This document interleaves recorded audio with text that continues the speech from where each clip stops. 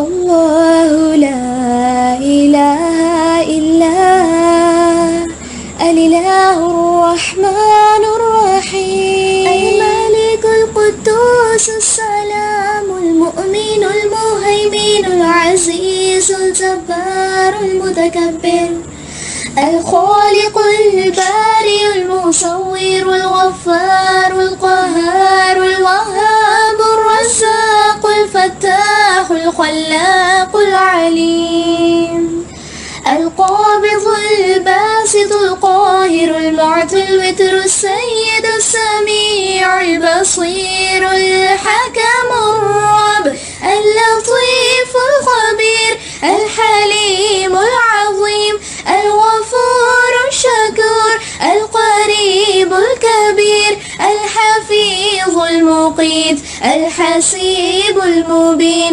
الكريم الرقيب المجيب الرفيق الحكيم الودود المجيد الشافي الشهيد الحق الوكيل القوي المتين الولي الحميد الجميل الأعلى النصير المالك المليك الحي القيوم الحافظ الواحد الأحد الصمد القادر المقتدر المقدم المؤخر الأول الآخر الأكرم الظاهر الباطن الواسع المتعال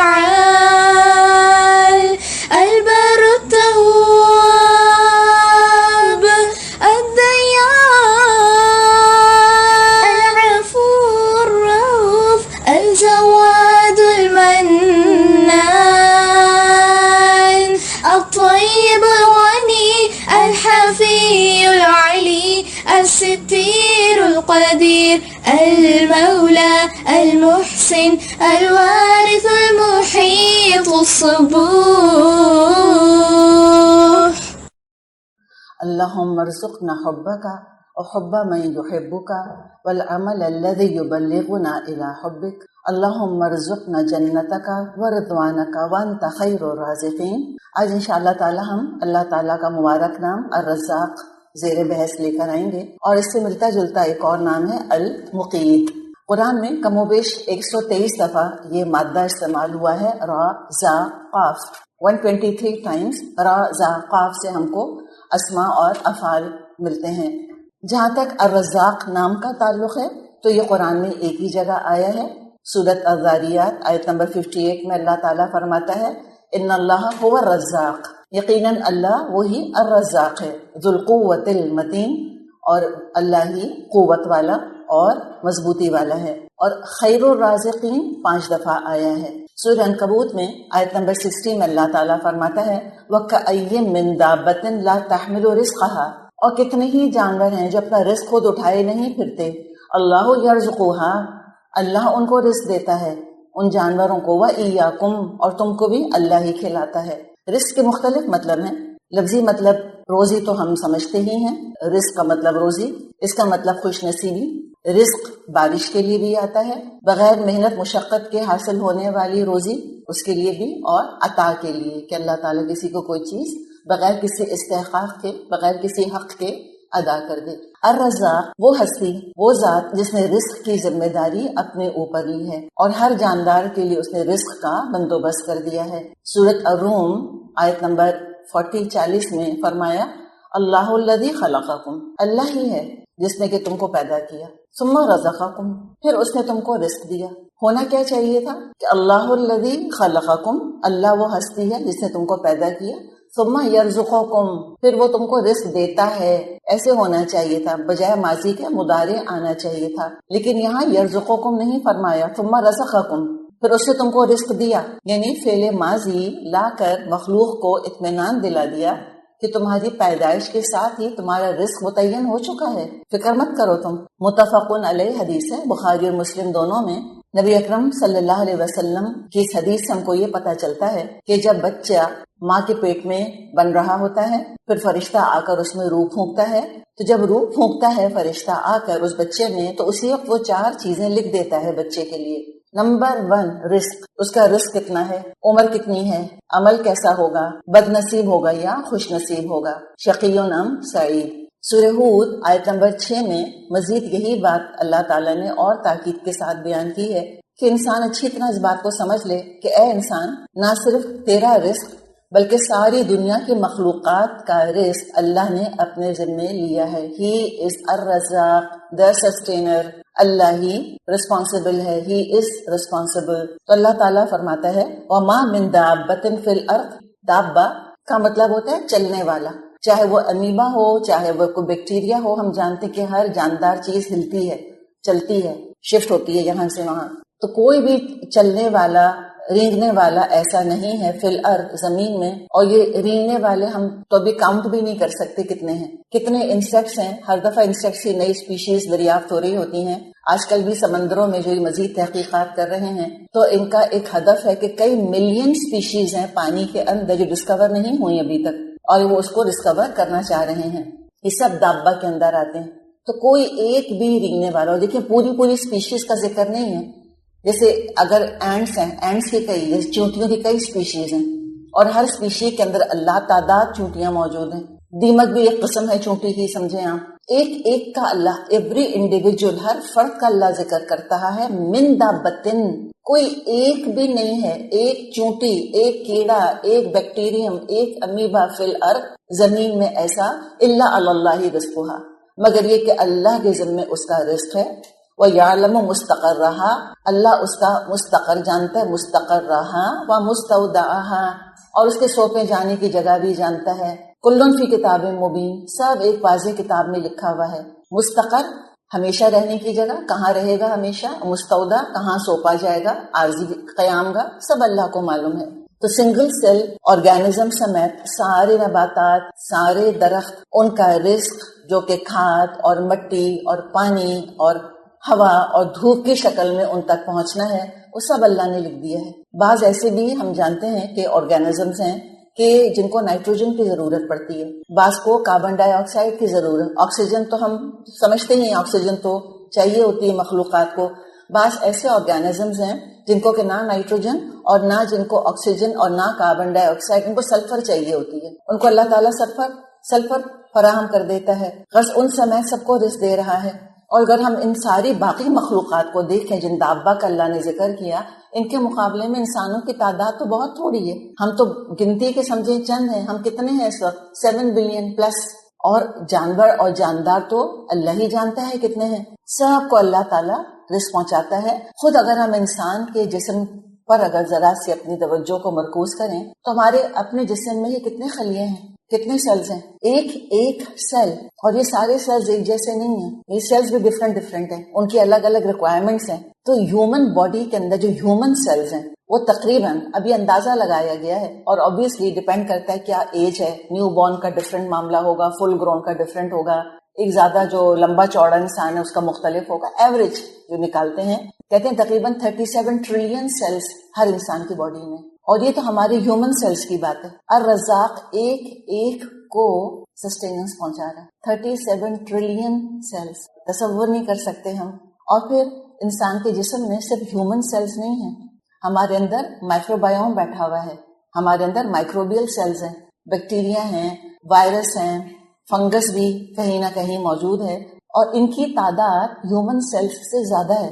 اگر ایوریج لگائیں اور 37 ٹریلین اگر ہیومن سیلز ہیں تو ہمیں سائنٹسٹ بتاتے ہیں کہ 39 ٹریلین یہ مائکروبائیوم بیٹھا ہوا ہے ہماری باڈی کے اندر. مختلف قسم کے یہ بیکٹیریا وغیرہ، یہ فنگس اور یہ وائرس وغیرہ موجود ہیں. تو ان 39 کو، اور یہ بھی ایک رف ایسٹیمیٹ ہی ہے، بعض تو ایسٹیمیٹ لگاتے ہیں کہ یہ ہیومن سیلز اور پلس جو مائکروبیل باڈیز ہیں یہ سب ملا کر ہر انسان میں 100 ٹریلین سیلز ہوتے ہیں. 100 ٹریلین یہ کیا فگر ہے، یہ ہمارے ناپ تول میں آ نہیں سکتا. تو ہم اللہ تعالیٰ پر بھروسہ کریں. پھر اللہ تعالیٰ کی شان رزاقی دیکھیں. رزا کا حاصل کرنا کتنا مشکل کام ہے، ہم اچھی طرح سمجھتے ہیں اس چیز کو. کتنی مشقت لگتی ہے، کتنی محنت لگتی ہے. پھر کہیں جا کے غذا جو ہے وہ کمائی جاتی ہے، اس کے بعد پھر اس کا پکانا، سنبھالنا، پھر سرو کرنا، پھر ہمارے جسم کی محنت کتنی لگتی ہے. دیکھ، کمانے والے کی اپنی محنت، پکانے والے کی اپنی محنت، کھانے والے کی محنت، ٹائم کنزیومنگ ہے کھانا. جانوروں کے بارے میں تو ہم جانتے ہیں کہ جانوروں کی تو ساری زندگی 2 ہی کاموں میں گزرتی ہے. میکسیمم ٹائم ان کا گزرتا ہے غذا کی تلاش میں، گھنٹوں کے حساب سے وہ کھاتے رہتے ہیں اور غذا ڈھونڈتے رہتے ہیں. اور پھر کچھ ٹائم ان کا سونے میں جاتا ہے اور کچھ ٹائم ان کا پروکریشن میں جاتا ہے کہ اپنی نسل کو آگے بڑھائیں. تو اتنا محنت طلب یہ کام ہے. اور اس کے بعد پھر ہمارے لیے پکانا، ہم انسانوں کے لیے، پھر ہمارے جسم کا اس کو ہضم کرنا. کھا تو ہم لیتے ہیں، چند منٹوں میں ہو سکتا ہے ہم کھا لیں، لیکن ہضم کرنے کے لیے پھر گھنٹوں چاہیے ہوتے ہیں. تب کہیں جا کے وہ غذا جو ہے وہ خون کا حصہ بنتی ہے. اور ایک مچھر آتا ہے، پھر وہ آ کر بیٹھتا ہے ہمارے اوپر، چند سیکنڈ اپنی غذا لے کر چلا جاتا ہے. اللہ کی شان دیکھیں نا، اللہ نے کس سے محنت کروائی، کس سے کمائی کروائی، کس سے پکوایا. ہمارے جسم سے اس نے کام لیا کہ وہ اس کو ہضم کرے اور خون کے اندر سارے نیوٹریشنز چلے جائیں. اور ایک اتنی سی مخلوق کیسے وہ اپنی غذا حاصل کر کے اور اڑ جاتی ہے. اللہ تعالیٰ کی شان ہے. اللہ تعالیٰ فرماتا ہے نا کہ ان اللہ لا یستحی ان یضرب مثلا ما بعوضۃ فما فوقها. اللہ تعالیٰ نہیں شرماتا اس بات سے کہ اللہ تعالیٰ ایک چھوٹے سے مچھر کی مثال بیان کرے یا اس سے بھی کوئی مختصر ترین چیز، فار ایگزامپل ملیریل پیراسائٹ. تو ایک تو وہ مچھر، کیا حیثیت ہے اس کی ہمارے آگے، اور اس مچھر کے اندر پھر جو پیراسائٹس موجود ہوتے ہیں ان سب کی غذا اللہ ہی کی ذمہ ہے، الرزاق کے ذمہ ہے. پھر اس آیت پر غور کریں، وَكَأَيٍّ مِّن دَابَّةٍ لَا تَحْمِلُ رِزْقَهَا. کتنے ہی جانور ایسے ہیں جو کہ اپنا رزق اٹھائے نہیں پھرتے. اللہ یرزقها، اللہ ہی ان کو رزق دیتا ہے. وَإِيَّاكُمْ، اور تم کو بھی اللہ ہی کھلاتا ہے، الرزاق ہی کھلاتا ہے. رزق میں الرزاق نے کوئی فرق نہیں رکھا، یعنی کوئی اس میں کوئی ایمان کی تقسیم نہیں ہے، خالی مومنوں کو کھلائے گا اور کافروں کو نہیں کھلائے گا. ابراہیم علیہ السلام کی دعا کو ذہن میں تازہ کر لیں. انہوں نے دعا کی تھی کہ اللہ تعالیٰ پھلوں کا رزق دے یہاں کے رہنے والوں کو، مکے کے رہنے والوں کو. اور کس کو دے؟ ان میں سے ان کو رزق دے جو کہ اللہ تجھ پر ایمان رکھتے ہیں اور آخرت کو مانتے ہیں. اللہ نے کہا نہیں، رزق تو میں سبھی کو دوں گا، جو مجھے مانتے ہیں ان کو بھی کھلاؤں گا، جو مجھ کو نہیں مانتے ان کو بھی کھلاؤں گا. تو مومن کافر کا اللہ تعالیٰ نے فرق نہیں رکھا، نہ دوست دشمن کا اللہ تعالیٰ نے کوئی فرق رکھا ہے، اور نہ طاقتور اور کمزور کا فرق رکھا ہے اللہ تعالیٰ نے. اللہ تعالیٰ اس کمزور انسان کو بھی کھلاتا ہے جس کے پاس کوئی ہنر نہیں، کوئی ذریعہ معاش نہیں، اس کے ہاتھوں میں کوئی صلاحیت نہیں، اس کو بھی اللہ کھلاتا ہے. اور اس کو بھی اللہ ہی کھلاتا ہے، الرزاق ہی کھلاتا ہے، جو مضبوط ہے اور توانا ہے اور اس لائق ہے کہ وہ اپنی روزی خود کمائے اور عمدہ حالت میں ہے اور اللہ ہی کا محتاج ہے. اور سورہ ہود کی جو آیت ابھی ہم نے دیکھی اس میں یہ بات بھی اللہ تعالیٰ نے واضح کر دی کہ الرزاق کی جو رزق کا ڈسٹریبیوشن نیٹ ورک ہے، تم اس کا قیاس دنیا کی حکومتوں اور دنیا کے اداروں پہ مت کرنا، دنیا کے آرگنائزیشنز پہ مت کرنا.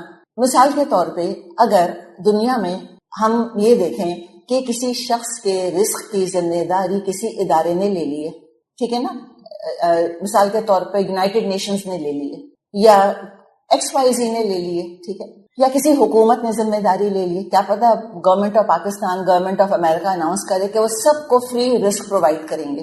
تب بھی اگر ہم اپنا ایڈریس بدل لیتے ہیں، ہم ایک جگہ سے دوسری جگہ، ایک گھر سے دوسرے گھر میں چلے جاتے ہیں، کہاں ایک ملک سے دوسرے ملک یا ایک شہر سے دوسرے شہر، تو ہمیں اس حکومت کو یا اس ادارے کو انفارم تو کرنا پڑے گا اپنے چینج آف ایڈریس کے بارے میں کہ بھئی اب میرا پانی اور میری ہوا اور میری آکسیجن اور میرا کھانا اس پتے پہ نہیں، اس پتے پر بھیجیں. کم سے کم اتنی زحمت تو ہمیں کرنی پڑے گی. لیکن حق تعالیٰ الرزاق نے یہ ذمہ داری بھی مخلوق پہ نہیں ڈالی کہ تم جب یہاں سے یہاں شفٹ ہو تو کم از کم انفارم تو کر دینا، کم از کم مجھ کو بتا تو دینا.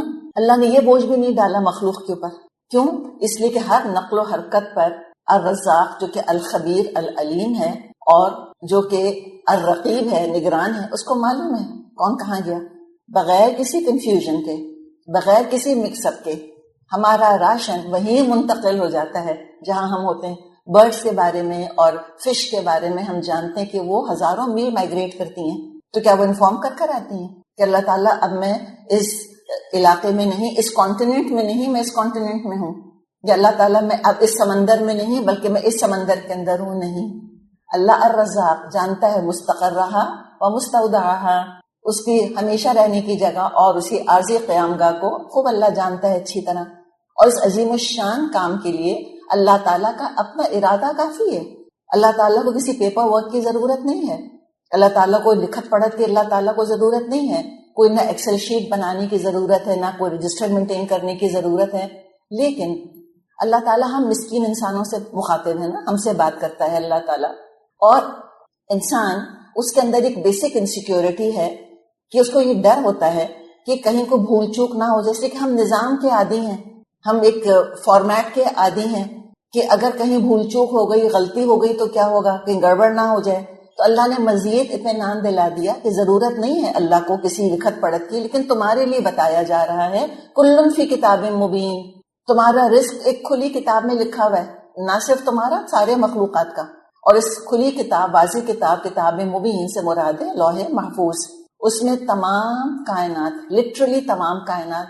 اور ہم جب غذا کی بات کرتے ہیں تو پھر ہم خالی اپنا سوچ رہے ہوتے ہیں، اپنی دنیا کا سوچ رہے ہوتے ہیں. کائنات کو تصور میں لے کر آئیں کہ بڑی بڑی جو گیلیکسیز ہیں ان کو بھی تو رزق چاہیے، ان کو بھی تو انرجی چاہیے. ہمارا جو اتنا بڑا سٹار ہے، ہمارا سن، ہمارا سورج، اس کو بھی تو توانائی چاہیے نا، انرجی چاہیے، تبھی اپنی زندگی سے برقرار رکھی ہوئی ہے. ورنہ تو ختم ہو کے رہ جائے اگر اس کے اندر یہ انرجی نہ ہو. تو وہ سورس کون پرووائڈ کرتا ہے؟ کس نے کہا کہ یہ جو ہے یہ اس سائز کا سٹار ہوگا اور یہ اس سائز کا سٹار ہوگا؟ الرزاق، اسی نے رزق دیا ہوا ہے. تو تمام کائنات کی روزی، تمام کائنات کی عمر، اور ہم جانتے ہیں کہ سٹارز کی بھی ایج ہوتی ہے، عمر ہوتی ہے، گیلیکسیز کی عمر ہوتی ہے، ہر چیز کی اللہ تعالیٰ نے عمر رکھی ہے. ان کا عمل، انسانوں کا نہ صرف عمل، جانوروں کا نہ صرف عمل، بلکہ کائنات میں جو ہے اس کا عمل سب اللہ تعالیٰ نے لوح محفوظ میں لکھا ہوا ہے. سبحان اللہ. اور حسب موقع اور حسب ضرورت متعلقہ فرشتوں کے حوالے اللہ تعالیٰ اس معلومات کو، اس ذمہ داری کو اللہ تعالیٰ ان کے سپرد کر دیتا ہے تاکہ وہ اس کو ایگزیکیوٹ کریں. تو انسان صرف اللہ کے اس نام الرزاق پر پورے صدق دل سے ایمان لے آئے اور یقین کر لے کہ رزق دینے والا الرزاق ہے، اللہ ہے، اور اس نے لکھا ہوا ہے میرا رزق. تو یقیناً دنیا سے ظلم اور حق تلفی ختم ہو جائے. انسان کبھی کسی اور کا حق نہیں مارے گا جبکہ اس کو اطمینان ہے کہ میرا ہے. مثال کے طور پہ مجھے اطمینان ہے کہ گلاس میں میرے پاس یہ پانی میرا رکھا ہوا ہے، تو میں آپ کا پانی کیوں چھینوں گی ڈیسپریٹ ہو کر؟ مجھے پتا ہے میرا پانی مجھے مل جائے گا. تو جب یہ یقین ہے کہ میرے پیدا ہونے سے پہلے اللہ تعالیٰ نے، الرزاق نے میرا رزق لکھ دیا، تو انسان ظلم اور حق تلفی پر کیوں آمادہ ہو؟ انسان کبھی اپنا ایمان اور اپنا اسلام اور اپنی آخرت خطرے میں ڈال کر یا کمپرومائز کر کے رزق کے پیچھے نہیں بھاگے گا. کسی نے کہا ہے، بہت پیاری بات کہی ہے، منذ عرفت خالقی ما شککت فی رزقی. جب سے میں نے اپنے خالق کو پہچانا، معرفت حاصل کی ہے، میں نے کبھی رزق میں اپنے شک نہیں کیا. تو خالق کو پہچانے جس نے خلقکم ثم رزقکم. روایات میں ایک ڈاکو کا قصہ آتا ہے، کہتا ہے میں اپنے ساتھیوں کے ساتھ ڈاکہ ڈالنے کہیں جا رہا تھا. راستے میں ایک جگہ ہم بیٹھ گئے آرام کرنے کے لیے. وہاں دیکھا کھجور کے 3 درخت ہیں، ان میں سے 2 پھلدار ہیں اور ایک درخت سوکھا ہوا ہے. پھر ایک چڑیا کو انہوں نے آبزرو کیا. ایک چڑیا بار بار آتی ہے، پھلدار درختوں میں سے تر و تازہ کھجور اپنی چونچ میں لیتی ہے اور خشک درخت پر چلی جاتی ہے. تو یہ ڈاکو کہنے لگا، مجھے خیال آیا کہ میں ذرا خشک درخت کے اوپر چڑھ کر دیکھوں کہ چڑیا آخر اس کھجور کا کیا کرتی ہے. درخت پر جب چڑھا تو کہتا ہے میں نے دیکھا وہاں ایک معذور سانپ منہ کھولے پڑا ہوا ہے اور یہ چڑیا تازہ کھجور جا کے اس کے منہ میں ڈال رہی. تو کہتا ہے یہ دیکھ کے مجھے اس قدر عبرت ہوئی کہ میں رونے لگ گیا. اور میں نے کہا میرے مولا، جب یہ سانپ معذور ہو گیا تو اس کو روزی پہنچانے کے لیے تو نے اس چڑیا کو مقرر کر دیا، اور میں تیرا بندہ ہوں، میں تیری توحید کا اقرار کرتا ہوں اور لوگوں کو لوٹنے میں لگا ہوا ہوں. لہٰذا کہتا ہے میں نے پھر وہ کام چھوڑ دیا. اللہ کی شان ہے نا. اب دیکھیں کہاں کہاں اللہ کیسے رزق پہنچاتا ہے. الرزاق کا جو قاعدہ ہے رزق دینے کا، وہ کیا ہے؟ اسباب کے ذریعے سے. انشاءاللہ ہم ابھی اسباب پر بھی بات کریں گے آخر میں. تو اللہ تعالیٰ کا یہ جو ایک ڈیفالٹ پوزیشن ہے الرزاق کی، وہ کیا کہ اس نے اسباب پیدا کیے ہیں، ان اسباب کو استعمال کر کے انسان اور مخلوقات رزق حاصل کرتے ہیں. لیکن الرزاق اسباب کا تو محتاج نہیں ہے. کبھی کبھی ایسی جگہ سے رزق فراہم کرتا ہے جہاں سے ملنے کا گمان بھی نہ ہو۔ خبیب رضی اللہ عنہ صحابی تھے، مکے والوں نے ان کو گرفتار کر لیا اور سزائے موت کے لیے قید خانے میں بند کر دیا۔ جن خاتون کے گھر میں یہ خبیب قید تھے، اس لیے کہ یہ ذہن میں رکھیں کہ اس زمانے میں ایسے جیل وغیرہ نہیں ہوا کرتے تھے۔ اگر کسی کو قیدی بنانا ہوتا تھا تو ان کو لوگوں کے حوالے کر دیا جاتا تھا، وہ ان کو اپنے گھروں میں کسی جگہ قید کر لیا کرتے تھے، کسی کمرے میں یا کوئی قید خانہ بنایا ہوا ہوتا ہوگا مثال کے طور پہ، وہاں ان کو قید کیا جاتا تھا۔ تو خباب کو اسی طرح ایک مشرک خاتون کے حوالے کر دیا گیا، جو یہ مشرک خاتون بعد میں مسلمان ہو گئیں۔ یہ بتاتی ہیں کہ ایک روز میں نے دروازے کے جھروکے سے جھانکا۔ ابھی جھروکا لفظ تو شاید آپ کو سنائی بھی کبھی نہ دیا ہوگا۔ جھروکا کس کو کہتے ہیں؟ وہ جو کریک سا نہیں ہوتا، جیسے اب دروازہ جب کھولتے ہیں تو وہ دروازے میں ایک ایسی ایک اوپننگ سی نکل آتی ہے یا کھڑکیوں میں سے، تو وہ جو کریک سا تھا، وہ جو اوپننگ تھی دروازے کی، کہتے ہیں اس میں سے میں نے جھانکا۔ یا بعض دفعہ اب دیکھیں دروازہ بند بھی ہوتا ہے تب بھی آپ اس میں سے جھانک کے دیکھ سکتے ہیں، تھوڑا سا گیپ ہوتا ہے۔ کہتی میں نے جب اس میں سے جھانک کر دیکھا تو وہ انگور کا خوشہ پکڑے ہوئے تھے اور اس میں سے کھا رہے تھے، اور کہتی ہیں کہ اس وقت ملک میں کہیں بھی کھانے کے لیے انگور نہیں تھے۔ یہ اللہ تعالیٰ کی شان ہے۔ الرزاق تو کوئی اسباب کا محتاج نہیں ہے، وہ تو مسبب الاسباب ہے۔ اسی طرح اگر ہم کہیں کہ تو بڑا حیرت انگیز واقعہ ہے، تو کون سی حیرت کی بات ہے؟ قرآن نے کتنی جگہ بنی اسرائیل کی ضمن میں من اور سلویٰ کا ذکر فرمایا ہے۔ اللہ تعالیٰ نے آسمان سے رزق اتار دیا ان کے لیے بغیر کسی سبب کے، کوئی انہوں نے محنت مشقت نہیں کری، بس اللہ تعالیٰ جس کو چاہتا ہے یرزقو من یشاء بغیر حساب، اللہ جس کو چاہتا ہے بغیر حساب رزق دیتا ہے۔ علی رضی اللہ عنہ سے کسی نے پوچھا کہ اگر کسی کو ایسی کوٹھڑی میں بند کر دیں جس میں کوئی داخل ہونے کی جگہ نہ ہو تو رزق کہاں سے آئے گا؟ لیکن جیسے آج اسکیپٹکس ہیں، ایسے پہلے بھی اسکیپٹکس ہوا کرتے تھے، ان کو یقین نہیں آتا تھا کہ ایسے بغیر اسباب کے کوئی کام ہو ہی نہیں سکتا۔ نعوذ باللہ انہوں نے اللہ تعالیٰ کو اسباب کے ساتھ جکڑ کے رکھ دیا تھا کہ اللہ اسباب کا محتاج ہے، اللہ خود تو کچھ کر نہیں سکتا۔ تو یہ سوال علی رضی اللہ عنہ سے اس نے پوچھا کہ کوئی اوپننگ ہی نہیں ہے، کوئی داخل ہونے کی جگہ ہی نہیں ہے، تو رزق کہاں سے آئے گا اس کے پاس؟ تو کیا جواب دیا علی رضی اللہ عنہ نے؟ کہا کہ رزق وہاں سے آئے گا جہاں سے موت آتی۔ کتنا خوبصورت جواب ہے۔ حقیقت ہے کہ کوئی جان مر نہیں سکتی جب تک اپنے نصیب کا رزق پورا نہ کر لے۔ اور خود اللہ نے ایک اور واقعہ بیان کیا ہے مریم علیہ السلام کا۔ محراب میں بند رہا کرتی تھیں، نہ کہیں آتی تھیں نہ کہیں جاتی تھیں، نہ کسی کو ان کے پاس آنے جانے کی اجازت تھی۔ زکریا علیہ السلام جو ان کے کفیل تھے، وہ ایک دفعہ ان کے پاس تشریف لائے تو دیکھا کہ تازہ بے موسم کے پھل ان کے پاس موجود ہیں۔ تو پوچھا یا مریم، اے مریم، انا لکی ھذا، یہ تیرے پاس کہاں سے آئے؟ تو مریم نے جواب دیا ہوا من عند اللہ، یہ اللہ کے پاس سے ہیں۔ ان اللہ یرزق من یشاء بغیر حساب، یقیناً اللہ جس کو چاہتا ہے بے حساب رزق عطا فرماتا ہے۔ اچھا، ایک یہاں پر جو ٹرانسلیشن آپ کے سامنے رزق کا رکھا کہ انا لکی ھذا، انہوں نے پوچھا یہ تیرے پاس کہاں سے آیا؟ تو انہوں نے کہا کہ اللہ کے پاس سے آیا۔ اس کی دو ہمیں تفاسیر ملتی ہیں۔ ایک تفسیر تو جو کہ آپ کو نارمل ملے گی کہ بے موسم کے پھل، جو بھی آپ کے سامنے ترجمہ رکھا، اور کچھ علماء کہتے ہیں کہ یہاں رزق سے مراد وہ علم اور حکمت کی باتیں ہیں جو مریم علیہ السلام کیا کرتی تھی اس کم عمری میں، کہ جن کو سن کر اور زکریا علیہ السلام جو کہ خود نبی تھے، خود بڑی عمر کے تھے، وہ دنگ اور حیران رہ جایا کرتے تھے کہ اتنی چھوٹی عمر میں ایسی حکمت اور دانائی کی باتیں مریم کہاں سے آئیں تیرے پاس؟ تو اس کو رزق کہا ہے مریم نے کہ ہوا من عند اللہ، یہ حکمت اور دانائی اور یہ علم اللہ کی طرف سے ہے۔ ان اللہ یرزق من یشاء بغیر حساب، اللہ جس کو چاہتا ہے بغیر حساب یہ رزق عطا کر دیتا ہے۔ حکمت اور دانائی اور علم یہ بھی رزق ہی کی اقسام میں سے ہیں۔ اور جہاں تک سالڈ رزق، جس کو ہم رزق ایز سچ کہتے ہیں، ابھی اور بھی اقسام دیکھیں گے رزق کی، فی الحال تو ہم کھانے پینے کی باتیں کر رہے ہیں، تو یہ کہ بغیر اسباب کے رزق دینا، سورہ طلاق میں بھی اس کا ذکر موجود ہے۔ آیت نمبر 2 میں اللہ تعالیٰ فرماتا ہے وَمَن يَتَّقِ اللَّهَ، جو اللہ کا تقوی اختیار کرے گا، يَجْعَلْ لَهُ مَخْرَجًا، اللہ اس کے لیے تنگی سے نکلنے کے لیے راستہ بنا دے گا۔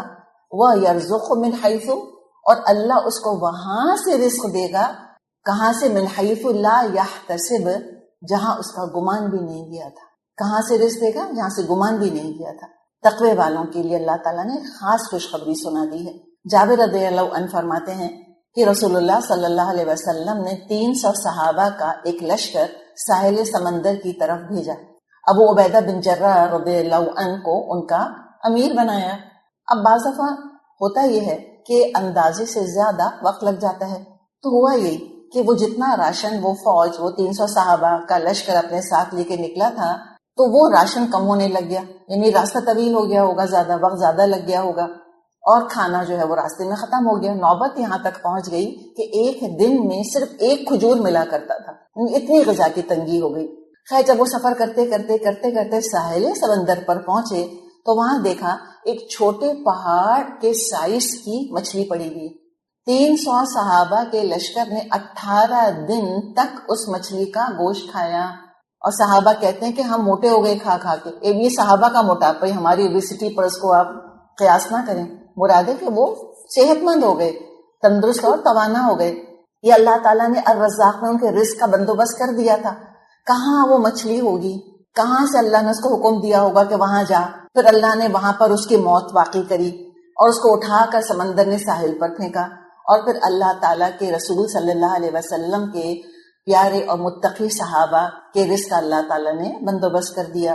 تو جو ہم بات کر رہے ہیں کہ جہاں الرزاق نے بغیر سبب کے رزق پہنچانے کا یعنی بیڑا لیا ہے، وہ کر سکتا ہے، اللہ ہر چیز پر قادر ہے. ان اللہ علی کل شیء قدیر. وہاں عام قاعدہ کیا ہے، جیسے ابھی ہم نے بات کری کہ رزق کے اسباب تلاش کرو. سورہ ملک میں اللہ تعالیٰ فرماتا ہے هو الذی جعل لکم الارض ذلولا. اللہ ہی تو ہے جس نے زمین کو تمہارے لیے بچھا دیا، مطیع کر دیا، تمہارا فرما بردار کر دیا اس کو. فمشوا فی مناکبہا، تم چلو پھرو اس میں، زمین میں چلو. وَكُلُوا مِن رِزْقِهِ، اور کھاؤ اللہ کے رزق سے. تو کیا مطلب یہ چلو، کیا مطلب کیوں چلو؟ فَامْشُوا فِي مَنَاكِبِهَا کیوں فرمایا؟ زمین کو اللہ تعالیٰ نے ذلول کیوں کیا؟ تاکہ تم رزق کے اسباب تلاش کرو. اگر چٹیل میدان اللہ بنا دیتا تو کھیتی باڑی ہو ہی نہیں سکتی تھی اس کے اندر. کہاں سے کوئی بیج ڈالتا اور کہاں سے بیج اگتا؟ تو لہٰذا چلنا پھرنا، محنت مشقت کرنا، یہ اللہ تعالیٰ نے کہا ہے کہ کرو تم یہ کام اور اپنا رزق تلاش کرو اور کھاؤ اللہ کے رزق میں سے. وَإِلَيْهِ النُّشُورُ، اور مت بھولنا کہ تم کو لوٹ پلٹ کر اللہ ہی کی طرف جانا ہے. ابھی الرزاق کی ہم شان دیکھتے ہیں، اور ذرا سا ہم اگر تھوڑا سا ہم اپنی مثال لیں، ٹھیک ہے؟ اور وَلِلَّهِ الْمَثَلُ الْأَعْلَىٰ، اللہ کی مثال تو بہت اعلیٰ ہے. چلے الرزاق کے حوالے سے آپ کو اپنے گھر میں دعوت کرنی ہے، 10 لوگوں کی دعوت کرنی ہے، تو آپ ان 10 لوگوں کی دعوت کا کب سے انتظام کرنا شروع کریں گی؟ جب وہ آ کے بیٹھ جائیں گے گھر میں. اگر 10 لوگ ہیں تو چلو، اگر 100 لوگوں کا انتظام کرنا ہے تو 10 دن پہلے تو کریں گے، ایک ہفتہ پہلے تو کریں گے.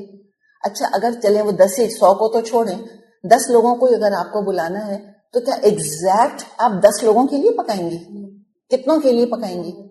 عام طور پہ گھر میں کیا ہوتا ہے، ہم کیا کہتے ہیں دعوت کے بعد کہ یہ کھانا کتنا سارا بچ گیا، الحمدللہ، ہوتا ہے کہ نہیں؟ تو ایسا ہوتا نہیں ہے کہ ہم کہیں کہ اچھا بوٹیاں گن گن کے ہم کہیں کہ 10 لوگ آ رہے تو میں 20 بوٹیاں پکاؤں گی. نہیں، ہم 15 کا تو پکائیں گے ہی پکائیں گے، اور ہمارا اندازہ کتنا زیادہ آگے پیچھے ہو بھی جاتا ہے. بعض دفعہ بہت کھانا بچ جاتا ہے، بعض دفعہ بس بالکل پورم پور ہو جاتا ہے. تو ذرا سا پھر سوچیں کہ الرزاق کو دنیا پیدا کرنے سے پہلے معلوم تھا کہ مجھے کتنی مخلوق پیدا کرنی ہے اور کتنوں کے لیے مجھ کو رزق کا انتظام کرنا ہے. تو اللہ تعالیٰ نے کیا جتنی مخلوق پیدا کی بس ایگزیکٹ اتنا انتظام کیا؟ نہیں، اللہ نے اس زمین کی جو قوت زرخیزی ہے، اس کا جو اللہ تعالیٰ نے پوٹینشیل رکھا ہے، انسان اندازہ لگا نہیں سکتا. ایز آف ناؤ، ابھی جبکہ ہم 7 بلین انسان ہیں، باقیوں کو تو چھوڑیں، ساروں کو، اسی کے بارے میں لوگ روتے پیٹتے رہتے ہیں کہ کھانا کم ہو جائے گا اور لوگوں کو فاقے کرنے پڑ جائیں گے، لوگ بھوکے مر جائیں گے. مالتھیوس کی یہ تھیوری تھی، اسی بنا پر اس نے کہا تھا کہ بھئی غذا جو ہے وہ کم پڑنے والی ہے، غذا تیزی سے کم ہو رہی ہے اور انسانوں کی آبادی ایکسپونینشلی بڑھ رہی ہے. تو ان قریب وہ وقت آئے گا جب کھانا ہوگا ہی نہیں، تو پھر وہ جو ہے وہ فیملی پلاننگ اور کم بچے اور خوشحال گھر آنا، اس طرح کے سلوگنز پیدا ہو گئے سارے کے سارے.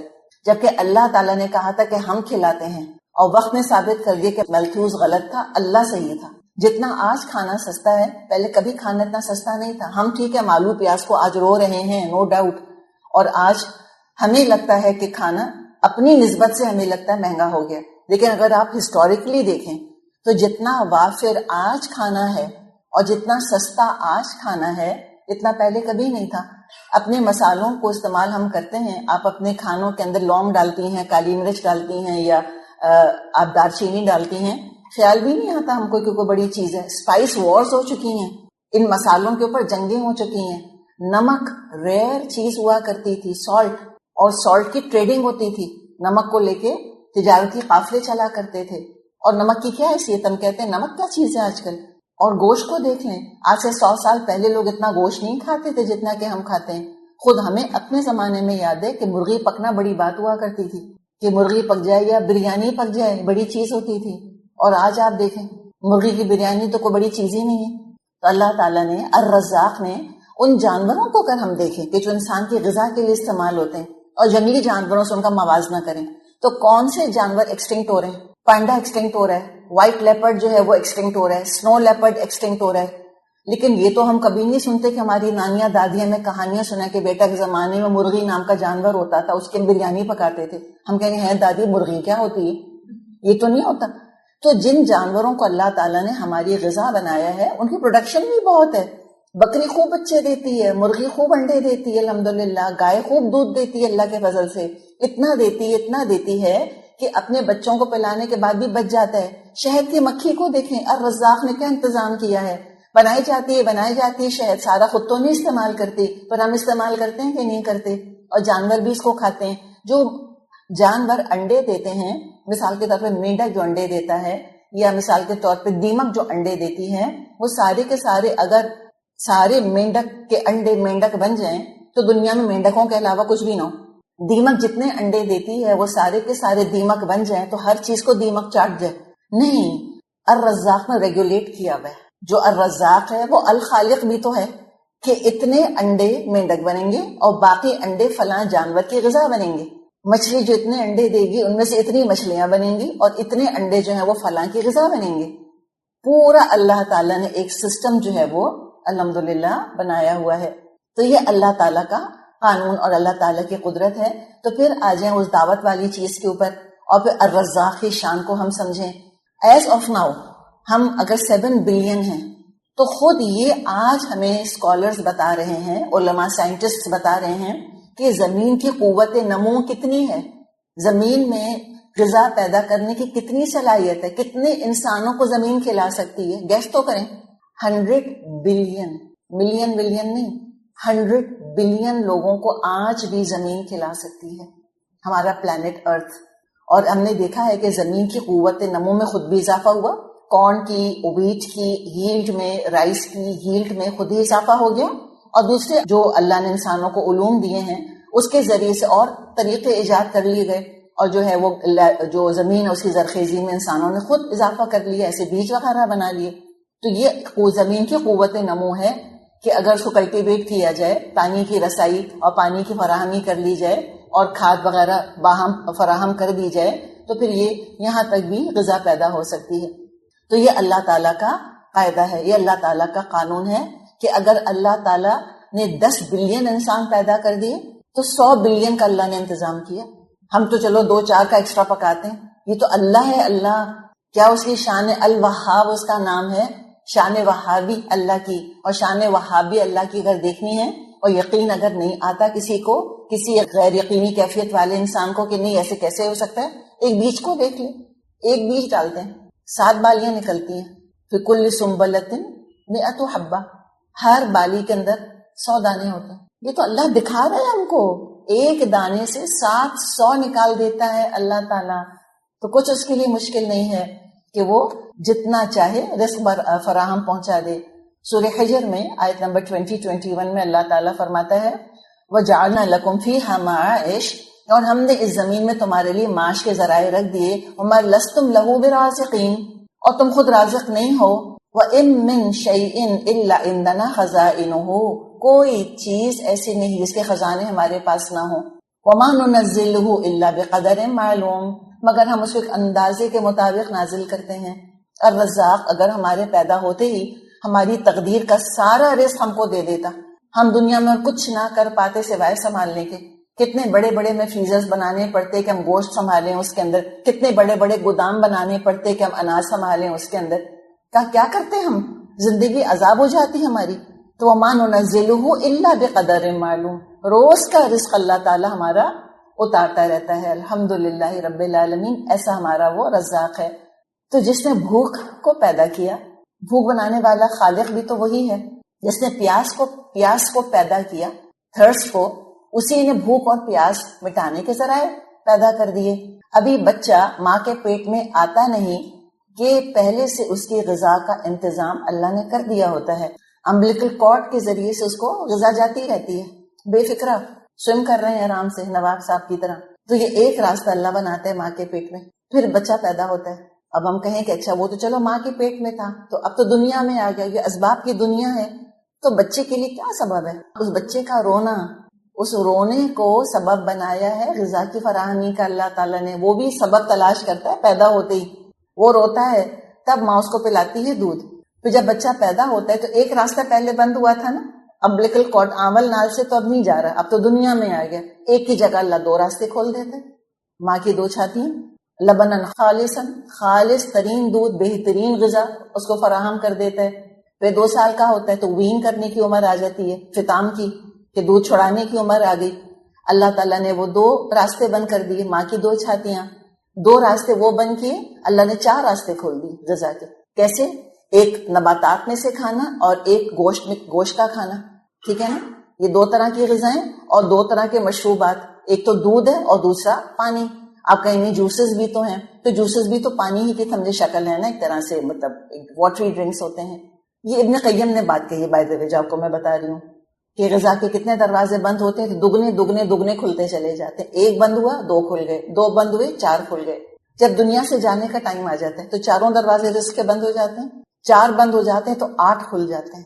اب وہ کیا ہے 8؟ جنت کے 8 دروازے.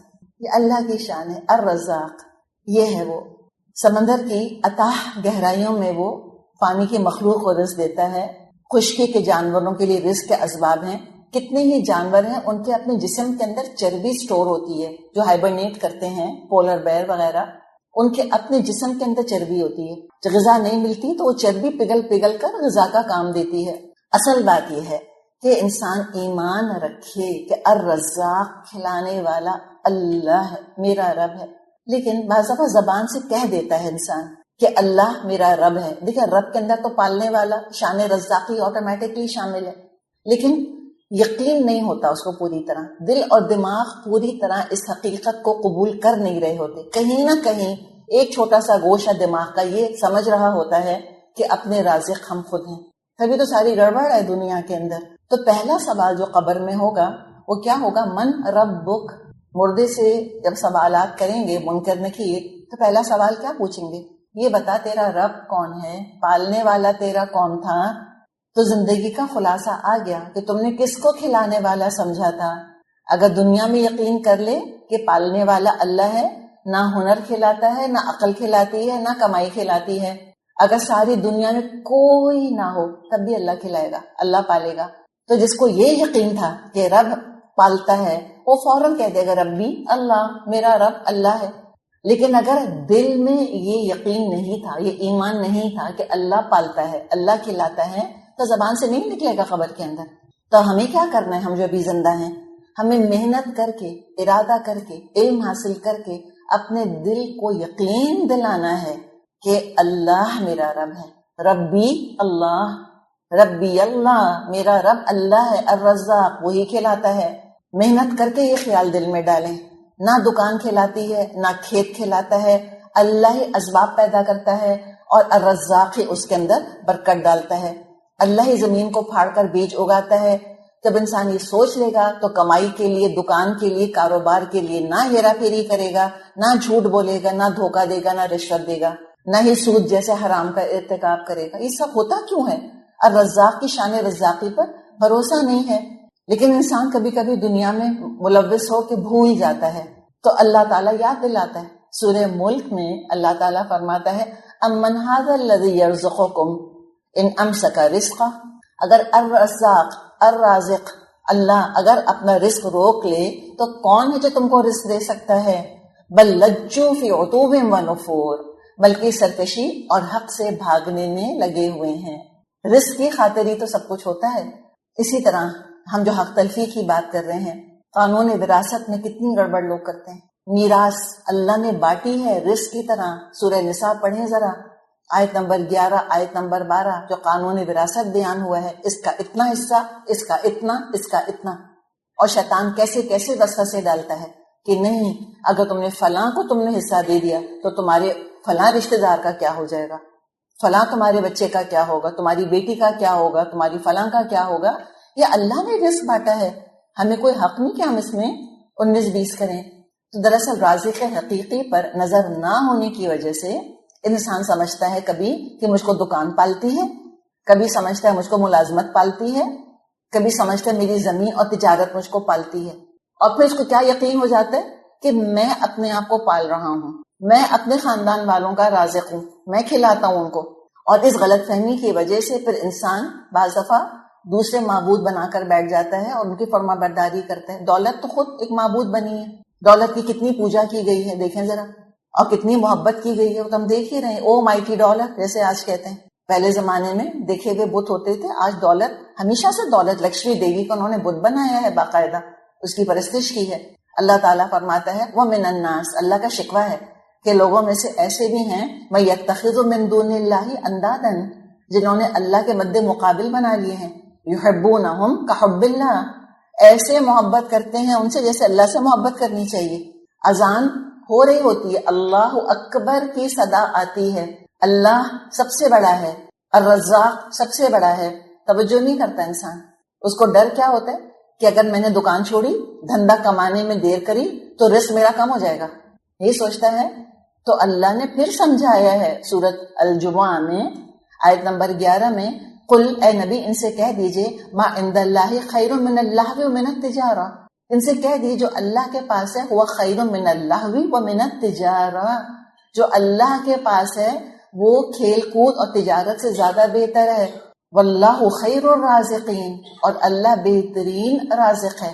ابن ماجہ میں جابر بن عبداللہ رضی اللہ عنہ سے روایت ہے، نبی اکرم صلی اللہ علیہ وسلم نے فرمایا، ایھا الناس، اے لوگو، اتقوا اللہ، اللہ کا تقوی اختیار کرو، واجملوا فی الطلب، اور اپنی طلب میں خوبصورت حلال ذرائع استعمال کرو. اور اجملوا فی الطلب کیا کہ اپنی دنیا کی ضروریات خواہشات کو کم کر لو، سمیٹ لو. فَإِنَّ نَفْسًا، تو یقیناً کوئی جان، لن تموت، ہرگز نہیں مرے گی، حتی تستفی رزقها، یہاں تک کہ اپنے نصیب کا رزق پورا نہ کر لے. وَإِنْ أَبْطَأَ عَنْهَا، چاہے وہ تھوڑی دیر میں ہی پہنچے اس تک. اور آپ یہ خود تجربہ کر کے دیکھ سکتی ہیں، ہمارا اپنا مشاہدہ ہے، لوگ جو ہیں وہ کوما کے اندر ہوتے ہیں لیکن ڈرپ کے ذریعے ان کی قسمت کا رزق ان کو پہنچا دیا جاتا ہے. بعض دفعہ وہ کھا نہیں سکتے، منہ سے چبا نہیں سکتے، تو کوئی اینجی ٹیوب ڈال دی جاتی ہے، کوئی پیک ٹیوب ڈال دی جاتی ہے ڈائریکٹلی پیٹ کے اندر، اور اس کے ذریعے ان کے حصے کی جو غذا ہے ان کو پہنچا دی جاتی ہے. یہ اللہ تعالیٰ کی شان ہے. وَإِنْ أَبْطَأَ عَنْهَا، چاہے وہ دیر سے پہنچے لیکن پہنچے گا.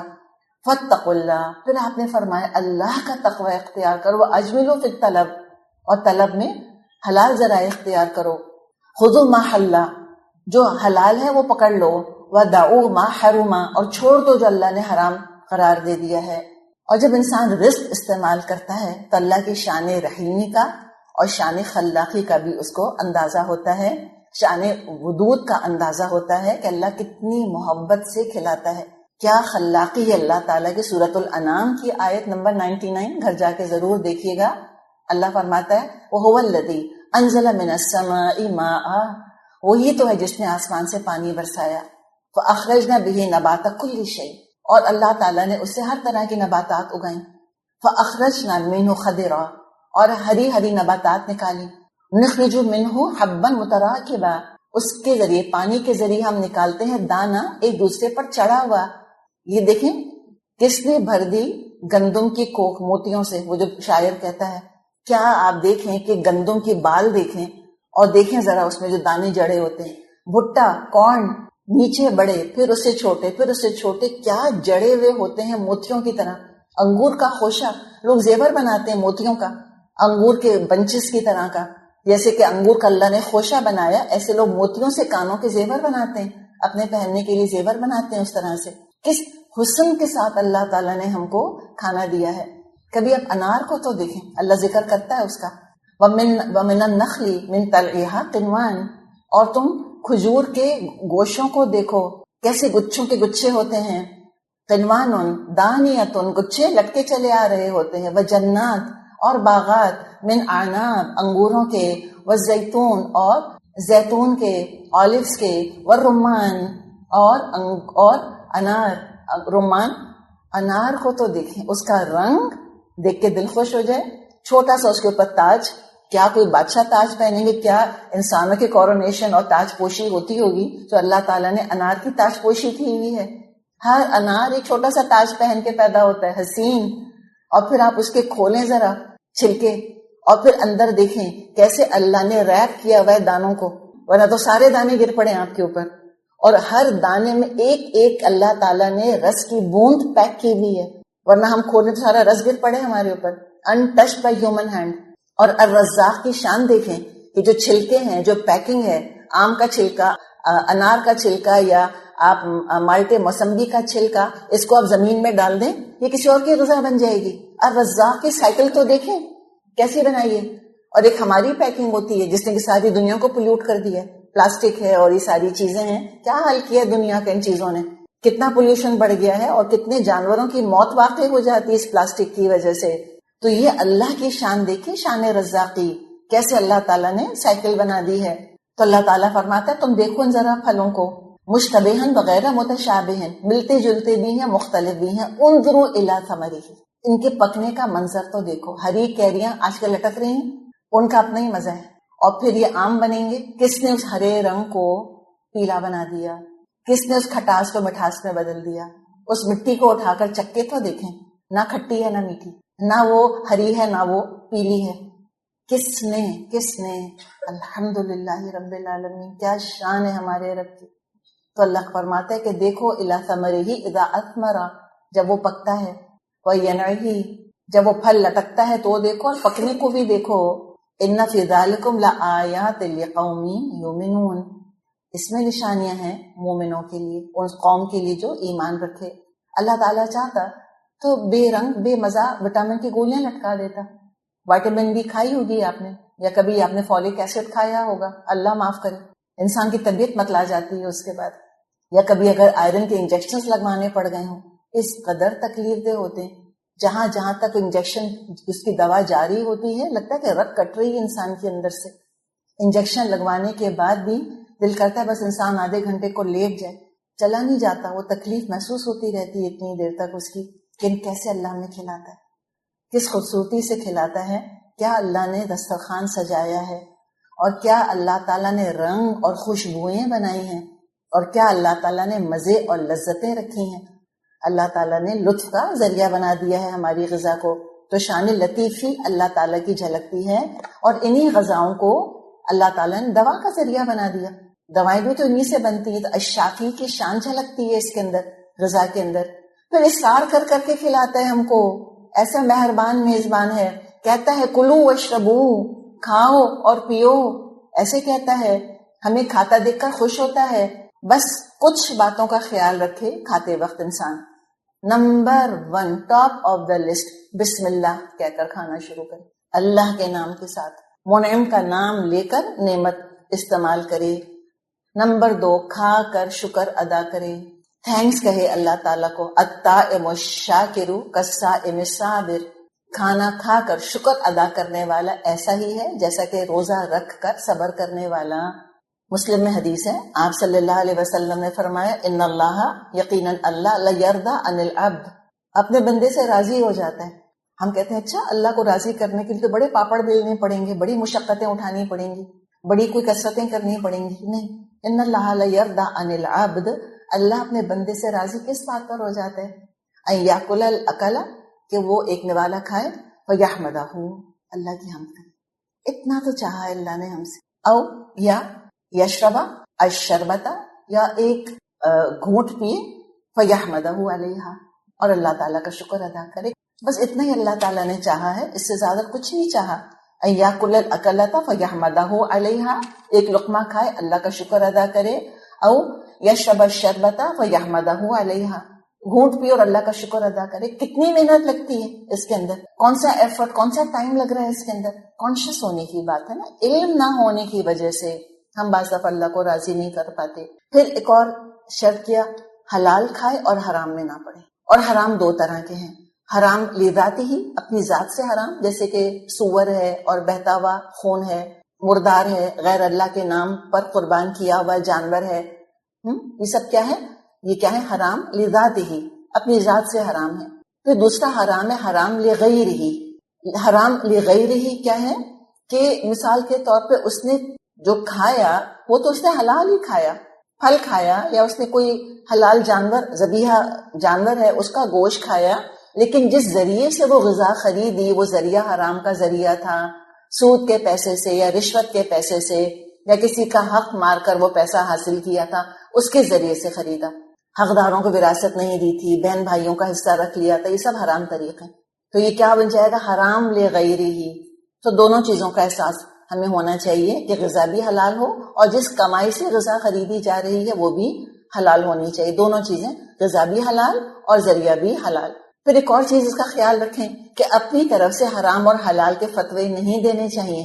سورہ یونس آیت 59 میں اللہ نے تنبیہ فرمائی ہے, قل ارأیتم ما انزل اللہ لکم من رزق, اے لوگو تم نے دیکھا جو اللہ نے تمہارے لیے رزق اتارا ہے, وجعلتم منہ حراما وحلالا, اور تم نے اپنی ہی مرضی سے اسے حلال اور حرام بنا لیے, اپنی ہی مرضی کر لی تم نے اس کے اندر.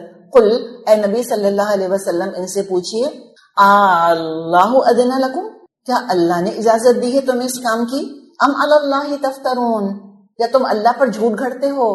کسی کو گوشت نہیں پسند نہ کھائے, لیکن یہ حق اس کو حاصل نہیں کہ جانوروں کی محبت یا جانوروں کے حقوق کے نام پر وہ لوگوں کے لیے گوشت کو حرام قرار دے دے. یہ نہیں کر سکتا وہ. اور پھر آپ دیکھیں, جب انسان ایسی انتہاؤں میں پڑنے لگ جاتا ہے کہ وہ جانوروں کے حقوق کا علم بردار بن کر کھڑا ہو گیا, اور رحمان سے بڑھ کر وہ مہربان ہو گیا جانوروں کے اوپر, تو کہا کہ جانوروں کا گوشت تو نہیں کھا سکتے, کاؤ ہے, گوٹ ہے, فلاں ہے, فلاں ہے. اچھا جی, اب کیا کیا انہوں نے, اب کہا ہم لیب میں آرٹیفیشل گوشت اگائیں گے. اب وہ جو توانائی آپ کو کسی بہتر کام میں استعمال کرنی تھی, جو ریسورسز آپ کے انسانوں کی مصیبتیں اور بھوک اور بیماریاں دور کرنے میں ریسورسز لگ سکتے تھے, اس کو آپ نے گوشت کا ٹکڑا بنانے میں استعمال کرنا شروع کر دیا کہ آلریڈی وہ اویلیبل ہے. Get my point. یہ اسراف کرتا ہے پھر انسان, اپنی توانائیوں کو, اپنے ریسورسز کو بے مقصد بے فائدہ چیزوں میں استعمال کرتا ہے. اور جو لیب گرون میٹ ہے وہ کوئی سستا وستا نہیں ہے, بے حد مہنگا ہے وہ, اور وہ کبھی اللہ کے بنائے ہوئے گوشت کی جگہ لے نہیں سکتا, وہ بات آ نہیں سکے گی اس کے اندر کبھی بھی. تو یہ انسان پھر انتہاؤں پہ چلا جاتا ہے. تو کسی کو یہ حق نہیں ہے کہ اللہ کی کسی حلال کی ہوئی چیز پر وہ حرام کا فتویٰ لگائے. اچھا, پھر کیا خیال رکھنا ہے, کھاتے ہوئے اسراف نہ کرے, بلکہ اللہ نے جو غریبوں کا حصہ اس میں رکھا ہے خوش دلی سے نکال دے. سورۃ الانعام آیت 141 میں اللہ فرماتا ہے, کلوا من ثمرہ اذا اثمر, کھاؤ پھلوں میں سے جب وہ پکیں, وآتوا حقہ یوم حصادہ, اور جب تم پھل اتارو تو پھر اس پھل کا حق ادا کر دو, یعنی غریبوں کو دے دو. ولا تسرفوا, اور اسراف نہیں کرنا, انہ لا یحب المسرفین, اللہ اسراف کرنے والوں کو پسند نہیں کرتا. کھانا پھینکنا نہیں چاہیے. حدیث میں آتا ہے کہ جہاں کھانا پھینکتا ہے تو وہ شیطان اس گھر میں آ کر اس غذا کو کھا لیتا ہے. یہاں تک آپ نے کہا ہے کہ نوالا نیچے گر جائے تو اس کو صاف کر کے جھاڑ کے کھا لو. ہم تو کہیں کہ لوگ کتنے گندے لوگ ہیں, کیونکہ ہمارا تو ذہن کا سانچہ بالکل چینج ہو گیا ہے نا. اب آبویسلی کہیں مٹی میں انسان بیٹھا ہے اور وہاں پر اگر مثال کے طور پہ سالن گر جاتا ہے, وہ تو نہیں اٹھایا جا سکتا نا. لیکن ہمارے اپنے گھر ہیں, ہماری زمین فرش روز صاف ہوتا ہے.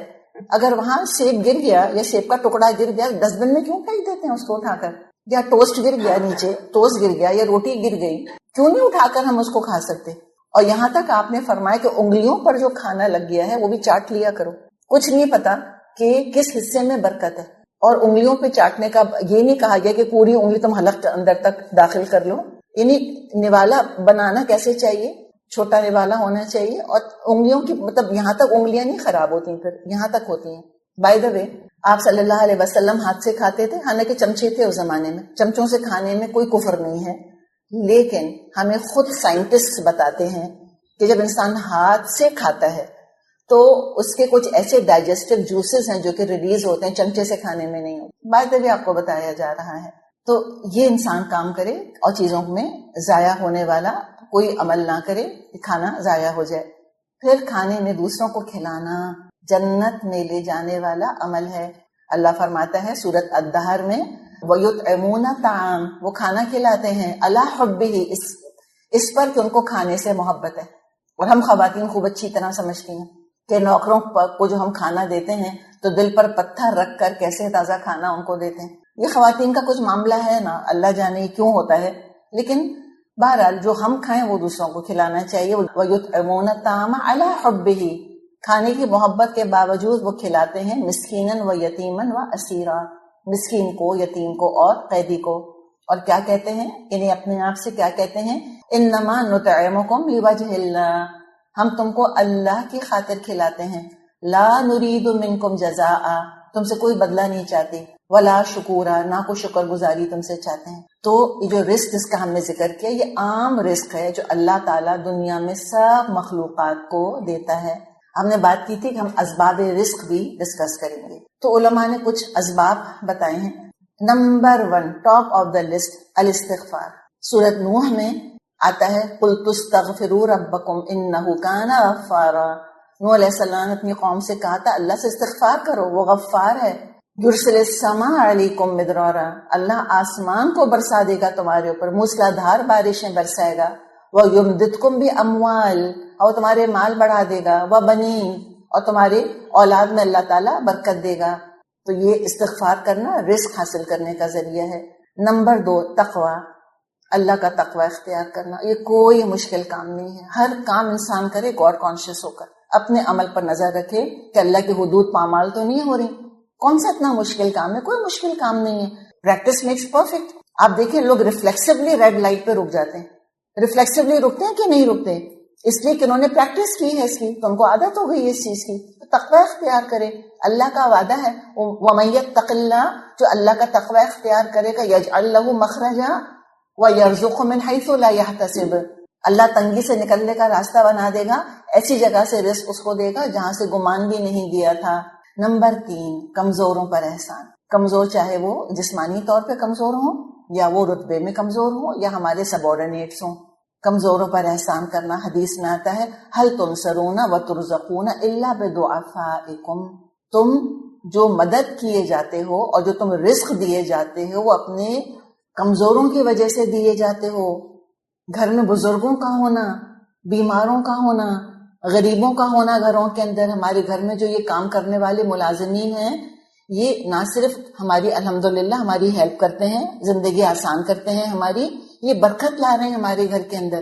تو خوشی خوشی کھلایا کریں ان کو، دل تنگ نہ ہونے دیں اپنا کہ یہ کیوں کھا لیا، سیب کیوں کھا لیا، میں تو ڈونگا بھر کے مرغی رکھی تھی وہ کہاں چلی گئی.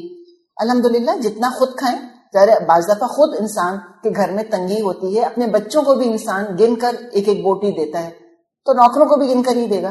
بعض گھروں میں اللہ تعالیٰ نے کھلا کھاتا رکھا ہوا ہے، رزق برس رہا ہے گھروں کے اندر، الحمدللہ کھانے دیں. ظاہر اس میں لاپرواہی نہیں ہونی چاہیے، ویسٹ یا چوری نہیں ہونی چاہیے، پلفریج نہیں ہونی چاہیے، لیکن آپ نے کھایا ان کو بھی دے دیا الحمدللہ. تو یہ غریبوں اور کمزوروں کی وجہ سے بھی اللہ تعالیٰ دیتا ہے. غربت بھی کمزوری ہی کی ایک شکل ہے. نمبر 4 صلہ رحمی، رحمی رشتوں کو جوڑ کے رکھیں. آپ صلی اللہ علیہ وسلم نے فرمایا، بخاری میں حدیث ہے کہ من سرہ ان یبسط لہ فی رزقہ، جو یہ چاہتا ہے کہ اس کے رزق میں برکت ہو، اس کا رزق کشادہ کر دیا جائے، ان یبسط لہ فی رزقہ. آگے بھی حدیث چلتی ہے لیکن آپ کو اتنا ٹکڑا بتانا تھا جو ریلیونٹ ہے ہمارے لیے کہ کون بتائیں ہم میں سے یہ نہیں چاہتا کہ ہماری رزق میں برکت ہو. ہم سب چاہتے ہیں. تو پھر اینڈ میں کیا آتا ہے حدیث کے؟ آپ نے فرمایا فَلْيَصِلْ رَحِمَهُ، تو چاہیے رحمی رشتوں کا خیال رکھے، جوڑ کے رکھے. نمبر 5 الزواج، شادی. اللہ تعالیٰ نے سورہ نور میں یہ بات فرمائی ہے کہ تم اپنے غلاموں کا اور غیر شادی شدہ افراد کا جو معاشرے میں موجود ہیں سب کا نکاح کرنے کی کوشش کرو. ایک چیز جو کہ انسان کو آڑے آ جاتی ہے کہ پیسہ نہیں ہے تو کیسے شادی کر سکتے ہیں؟ اللہ نے فرمایا یکونوا فقراء، اگر وہ فقیر ہوں گے، یغنیہم اللہ من فضلہ، اللہ اپنے فضل سے ان کو غنی کر دے گا. اس کو کس سے جوڑا ہے؟ نکاح سے جوڑا ہے. کہ نکاح کر دو، غریبی کی فکر نہیں کرو. اگر وہ غریب ہوں گے جن کا نکاح کر رہے ہو، اللہ اپنے فضل سے ان کو غنی کر دے گا. نمبر 6 صدقہ کرنا، اس سے رزق میں برکت ہوتی ہے. نمبر 7 شکر ادا کرنا. لئن شکرتم لازیدنکم، وعدہ ہے اللہ کا، اگر تم شکر کرو گے میں اللہ فرماتا ہے میں تم کو اور زیادہ دوں گا. نمبر 8 مسلسل ایک کے پیچھے عمرے اور حج کرنا. ینفیان الفقر والذنوب، حدیث میں آتا ہے کہ عمرہ اور حج متتابع کرنا، یعنی مسلسل کرنا، ہر وقفے کے بعد کرنا. اس سے کیا ہوتا ہے کہ یہ فقر اور گناہ دونوں کو مٹانے والی چیزیں ہیں. پھر نمبر 9 عبادت میں دل لگانا، دل سے نماز پڑھنا، دل لگا کر روزہ رکھنا، اللہ تعالیٰ کی دل سے عبادت کرنا. نمبر 10 اخذو اسباب الکسب الحلال، اسباب اختیار کرنا حلال کمائی کی، نہیں سوچنا، پلاننگ کرنا، محنت مشقت کرنا کہ مجھ کو اب حلال کمانا ہے، اس سے بہت برکت ہوتی، یعنی ہاتھ نہ پھیلانا. اور نمبر 11 شریعت قائم کرنا. وہ تو اللہ نے کہہ دیا، آپ پڑھیں قرآن میں کہ اگر تو یہ تورات اور انجیل قائم کرتے لَأَكَلُوا مِن تَحْتِ أَرْجُلِهِمْ، تو یہ اپنے پیروں کے نیچے سے غذا ابلتی پاتے اور ان کے سروں پہ سے اللہ تعالیٰ رزق برساتا. لَأَكَلُوا مِن فَوْقِهِمْ وَمِن تَحْتِ أَرْجُلِهِمْ، اپنے اوپر سے رزق کھاتے، اپنے پیروں کے نیچے سے رزق کو ابلتا پاتے. شریعت کا قائم کرنا اتنا بابرکت ہوتا ہے، یہ رزق کے اضافے کا اور برکت کا ایک ذریعہ ہے. تو یہ جو ہم نے بات کی یہ تو عام رزق ہے، اللہ دنیا میں سب مخلوقات کو دیتا ہے، اس کو رزق البدن کہتے ہیں. یہ جانوروں کو بھی ملتا ہے، انسانوں کو بھی ملتا ہے، لیکن بات یہ کہ ہم صرف جانور تو نہیں ہیں، صرف ہمارے بدن کو تو رزق نہیں چاہیے. تو ایک دوسرا رزق ہے جو کہ خاص انسانوں کے ساتھ ہے، یہ رزق القلب ہے، دل کا رزق، اور یہ علم اور ایمان ہے. یہ روح کی غذا ہے. بدن کا رزق زمین سے اگتا ہے، روح کا رزق وحی کی شکل میں آسمان سے آتا ہے، اور روح الامین اس کو لے کر آتے ہیں. بدن کا رزق ہم نے کیا بات کی تھی، اللہ فاسق فاجر مومن سب کو دیتا ہے نا.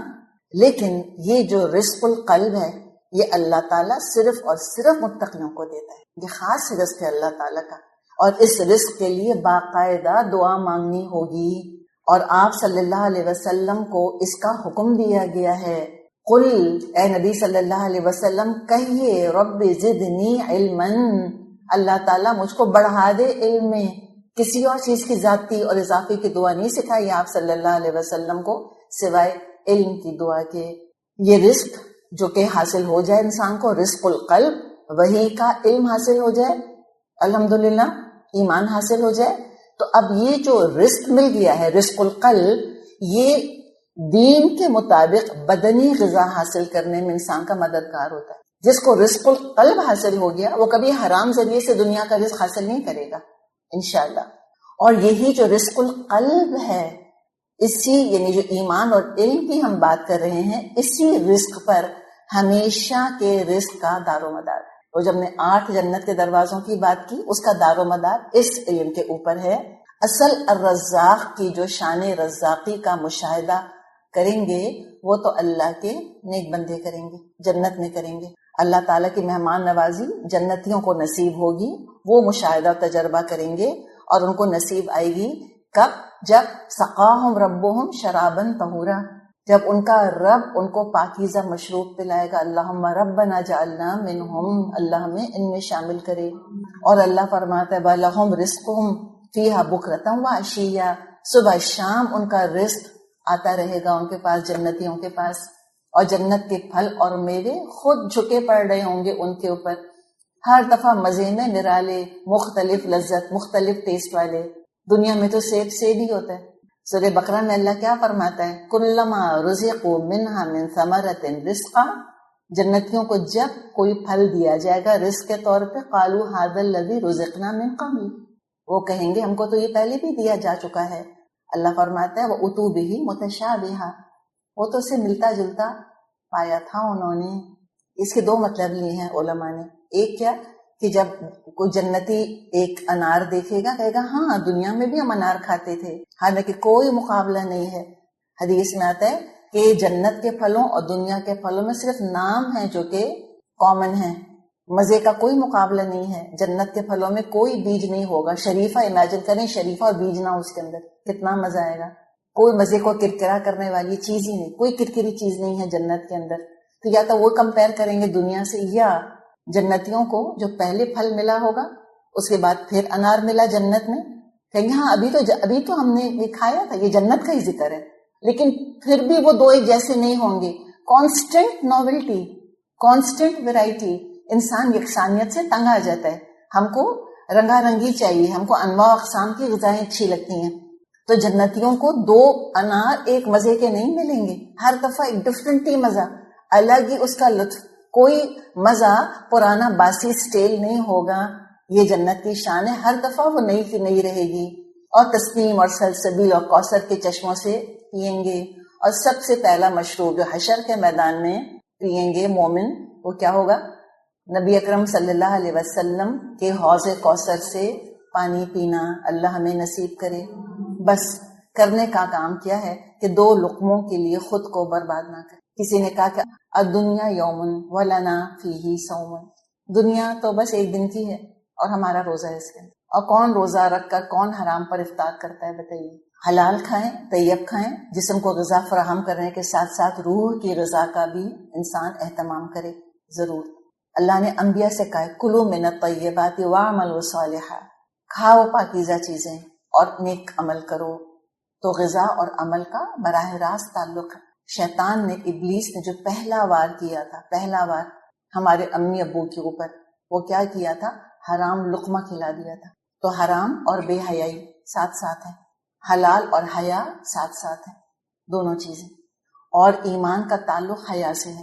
الحیاء شعبۃ من الایمان، یہ حدیث جبریل کے شروع میں ہم نے ایمانیات کی بحث کی تھی، ہم نے وہاں پر اس کا بھی ذکر کیا تھا.